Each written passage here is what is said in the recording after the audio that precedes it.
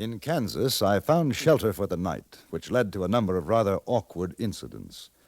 This is what happened.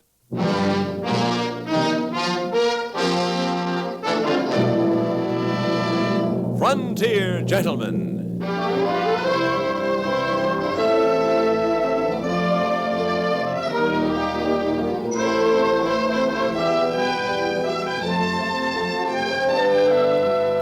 Herewith an Englishman's account of life and death in the West. As a reporter for the London Times, he writes his colorful and unusual stories. But as a man with a gun, he lives and becomes a part of the violent years in the new territories. Now, starring John Dehner, this is the story of J.B. Kendall, Frontier Gentleman.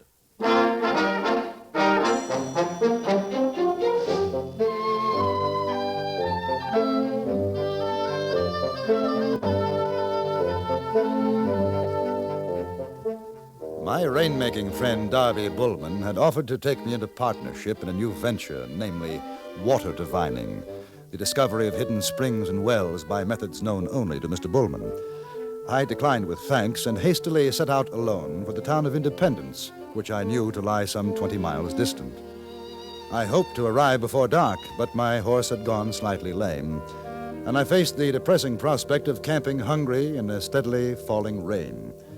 But a few minutes later, I was cheered at the sight of a dim glow of light in the gathering dusk, and came upon a frame building surrounded by a stand of willowy trees. I tied up my horse, knocked at the door. It was immediately opened by a pleasant-looking young man of about 20. Evening, sir. Good evening. You're looking mighty wet. Come on in. Thank you. Oh, this a store? Yes, sir. Not much of a one. Only place between Independence and Osage Mission for supplies. Ah. Where are you bound? Independence. Tonight? Well, if I can. I wouldn't try if I was you. Trail's washed out a couple of miles up the way. Less than you know it good, you can get bogged down pretty bad. Oh? Then, would there be any possibility of putting up here for the night? Oh, I don't know. I'll have to ask Pa. Pa? Me and my Pa and Ma and Sally, we live in the back. Ain't a heap of room. Oh, well, I wouldn't want to put you out. The barn would be fine if you have one. We'll see what Pa says. We take care of travelers once in a while. What is it, son? Fella here, his horse is lame, wants to know if we can bed him down for the night. My name is Kendall. I'd be very grateful. Howdy. Albert Grover. This is my son, William. You don't mind a shakedown in the storeroom. Tain't the most comfortable. But... No, I'm sure it'll do nicely. William, tell your ma to set another place for dinner. Sure, Pa. I'll want to pay you, of course. Well, I ain't exactly in the hotel business, but I reckon $1 will take care of it, bed and food. All right. Thank you. Oh, and is there a place for the horse? William can put him in the barn. You better make it another 50 cents if you want feed for the horse. Oh, yes, of course. Where are you from? No particular place, just traveling. Salesman? Newspaper correspondent. Got a foreign sound to your talk. I came from England. Oh. You got any tobacco to sell? New bales just come in. How much? Pound, I guess. A sack of flour and coffee, pound. Don't mind waiting a minute, do you? I gotta get the tobacco out of the storeroom. I'll wait. You want to come on back with me, Mr. Kendall? No, I'll get my saddlebag first. Sure. You do that. Well, mighty nice rain we're having, ain't it? Yes. Mister, you a stranger in these parts? Yes. You figuring to stay here for the night? Yes. Don't do it. Don't? Why not? Listen, you think I'd have stopped off if I wasn't plumb out of provisions? Ain't nobody in their right mind comes around the Grovers if they can help it. Oh? Why? I don't know all the why of it, but there's them say peculiar things happen. Things? Don't ask me what. I don't know. All I'm telling you is I've heard. That's all. Dark things. For example? That Mrs. Grover. You seen her? Not yet. Still-tongued woman. And a girl. They say she's got away with ghosts and the like.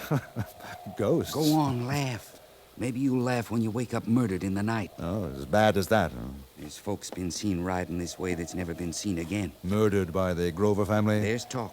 Obviously. I give you warning. As soon as I get my provisions, I'm putting distance between me and this place. Even you got the sense you was born with.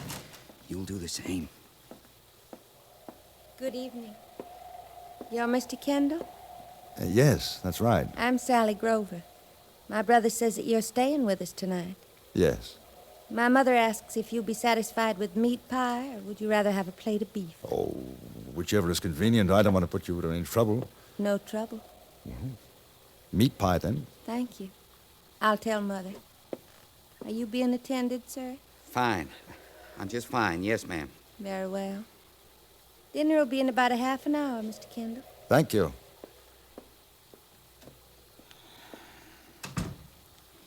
You get a good look at them eyes.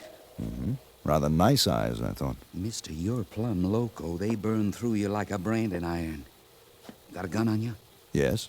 Best keep it under your head tonight. No telling. Yes, yeah, I'll remember.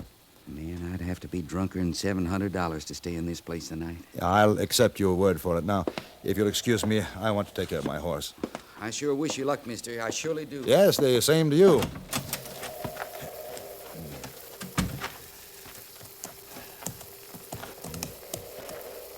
That you, Mr. Kendall? Oh, yes. Come out the back to get your horse bedded down. You want to lead him, I'll show you the way. Right. Sure is a big rain. About time, too. Getting drier in a dust storm around here. Yes, so I've heard. What was that? What? It sounded like somebody crying out. That? Yeah, I guess I'm so used to it, don't mean nothing. That's a little old owl up to the top of the barn. Guess he killed himself a mouse or something. Don't let that bother you none, Mr. Kendall. Come on, better get that horse of yours out of the wet, lest he catches his death.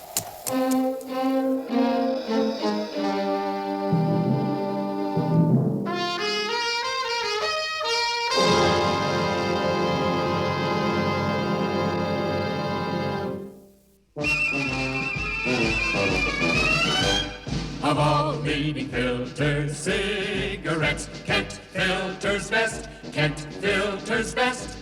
It makes good sense when you smoke Kent, Kent filters best. Of all of the brands of cigarettes, Kent tastes the best, Kent tastes the best. A richer taste than all the rest, Kent filters best.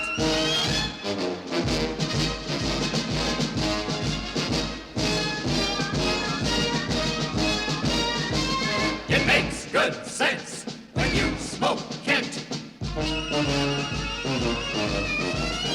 Of all leading filter cigarettes, Kent filters best.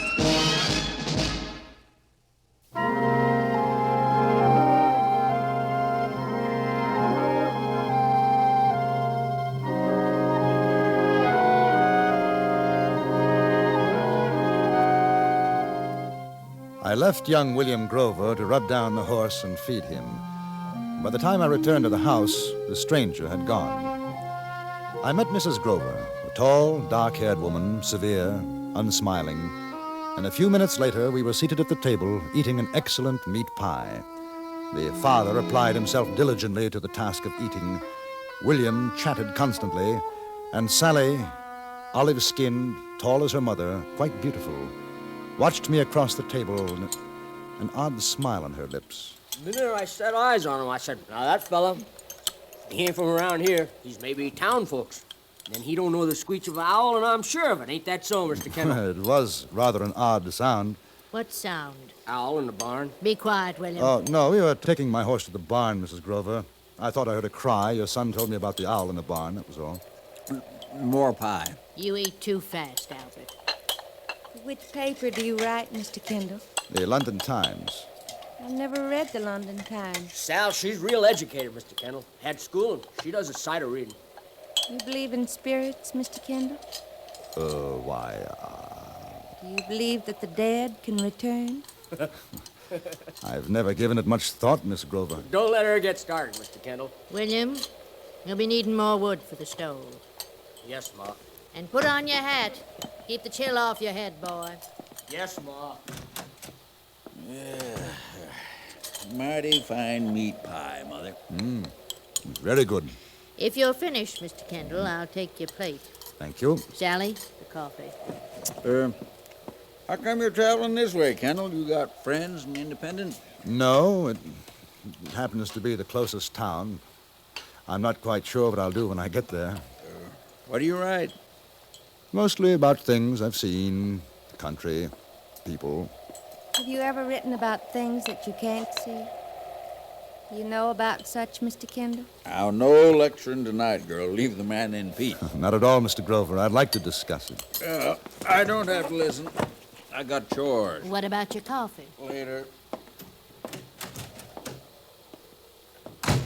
I know you're not a believer. I can see it in your eyes, Mr. Kendall. Perhaps you can convince me, Miss Grover. You're laughing at me. Indeed, no. I'm most interested. You should be, Mr. Kendall. You only write of the living. There's more. I've written of the dead. There's still more. Tell me about it.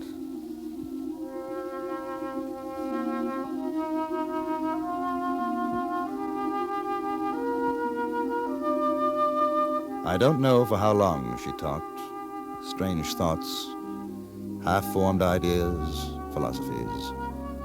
I was conscious of the depth of her eyes and remembered the words of the stranger like branding irons. Candlelight flickered on the wall, and I was suddenly aware that we were alone in the room.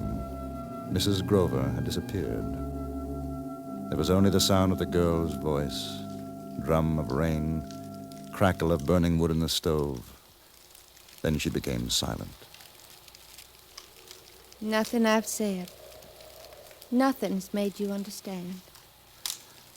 The experiences, things that have happened to you, they're quite possibly true. I think I'd have to see and hear for myself, though. People here believe in me. I've lectured for miles around. They're afraid of me, too. Is that good? If you knew, you'd be afraid. Is that what you want? People to fear you? I would have thought that a girl like you, pretty, intelligent... Pretty. That's really all you see in me, isn't it? All any man sees. You'd like to make love to me. No. No, I don't think so. Oh? You're a little too direct for me, Miss Grover. Why shouldn't I be direct? I'm different. I'm not like other women, am I? No, you're not. Perhaps in a way, that's a pity. If I were like the others, you'd want to make love to me. You're not. You may kiss me. No, Why? because you don't know how to behave like a woman. I don't understand. Someday you will. Why did you come here? My horse went lame. Raining. Too far to ride tonight. Go away. Why? I don't know. You're not like the others. Go away. What others? It's past time for your bed, Sally.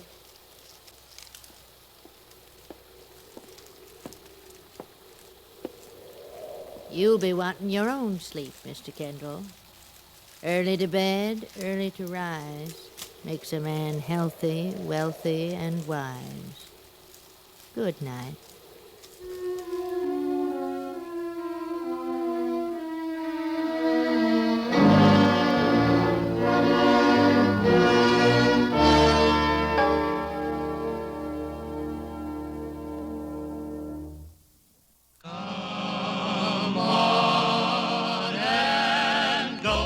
Go in a Plymouth, a go-kart through and through. You really go for a Plymouth, and Plymouth will really go for you. 15 minutes behind the wheel. That's all it takes to convince you that the 59 Plymouth's really got it. Got the newest of new design, new sport car handling ease, new Fury performance, new get up and go. Just tell your Plymouth dealer you want to sample the go. Then you turn the key, and Plymouth's new Golden Commando V8 leaps into life. Now you just push a button and go on your way to the most fun-filled 15 minutes of your driving life. See your Plymouth dealer. Take your fun drive in the 59 Plymouth real soon. You really go, go, go for a Plymouth, and Plymouth will really go for you.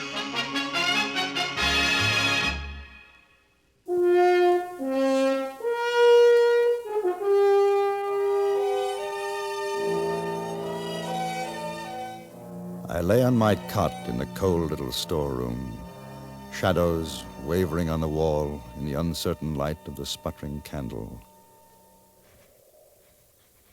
Somewhere, a shutter rattled in a gust of wind.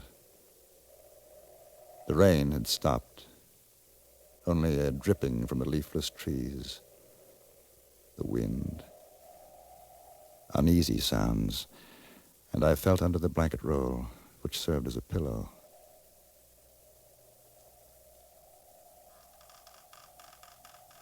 Then I heard it. Somebody outside my door. I drew out my gun. The latch, slowly raising.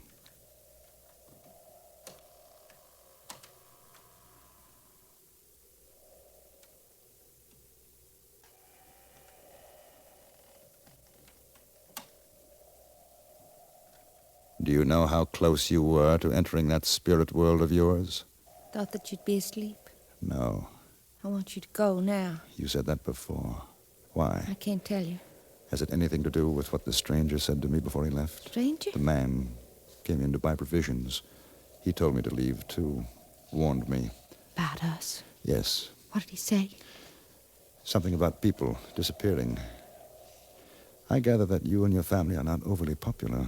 You're not like the others, are you? What do you mean? I want to be like the woman you said I'm not. If I tell you, will you go away? Will you take me with you? Tell me what? Shh. I want to be loved. I'm afraid of what I am. Take me with you. Tell me what? You're strong. You'll understand. It's not my fault. I want to go away. I've always wanted to. Others came here. They know about me because I'm pretty. You didn't come because of that, did you? He didn't either. He was a stranger, too. Who? Who? Over there. Behind the bales.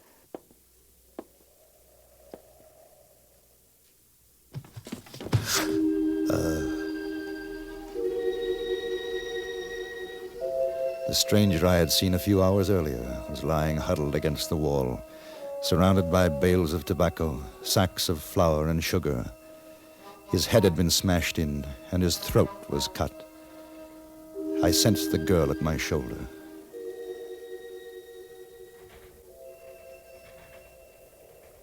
They didn't have time to take him outside.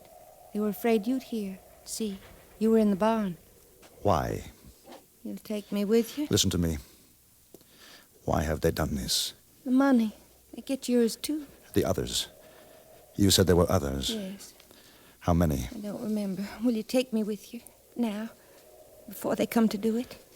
You murdered them? No. Pa and William, they do the killing. The others weren't like you, though. I didn't care if they died. I always had to die first. When are they coming for me? Do you know? Soon. Do they know that you're with me? Yes. We can go now before they come. I don't think so. They'll kill you. No. Yes. They're very good at it. What about your mother?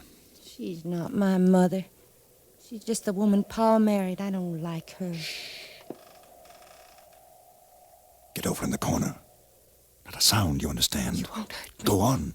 Stay out of the way.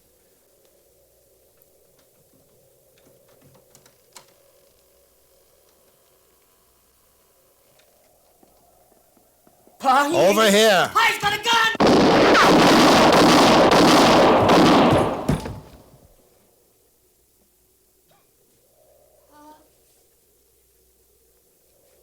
Pa? Pa!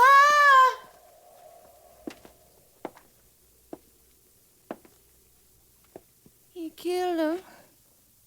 They're dead. But not really, are you? Pa, William, you'll come back. You come back. Get up. Come on, Sally. Get up. We go away now. You'll take me with you. If you're with me, they won't come back. They'll be afraid. Drop down your gun, Mr. Kendall. Come over to me, Sally. Ma, he's gonna take me away. I want to go. Don't shoot him. You obey me, Sally. Get out of the way. No. No. I hate you. I'll kill you!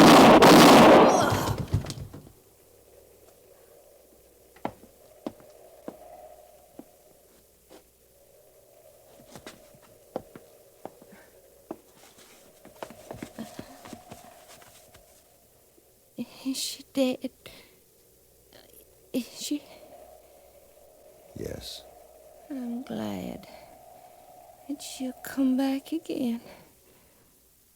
They all will. They won't hurt you anymore.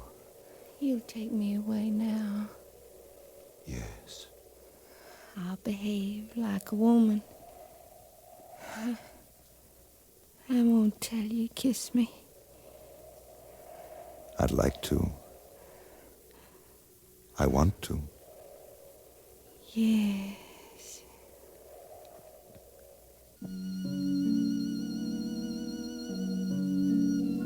She smiled, closed her eyes, and quietly died. When I went outside, the moon was out, the air smelled fresh and clean.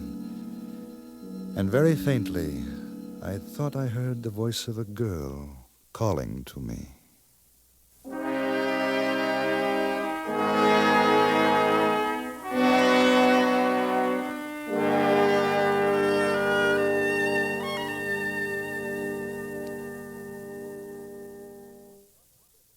Frontier Gentleman was written, produced, and directed by Antony Ellis and stars John Dehner as J.B. Kendall. Featured in the cast were Virginia Gregg, Eddie Firestone, Parley Bear, Paula Winslow, and Vic Perrin.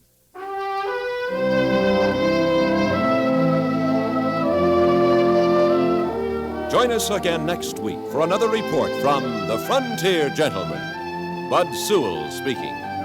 Drive with care. Nobody has a life to spare. This is the CBS Radio Network.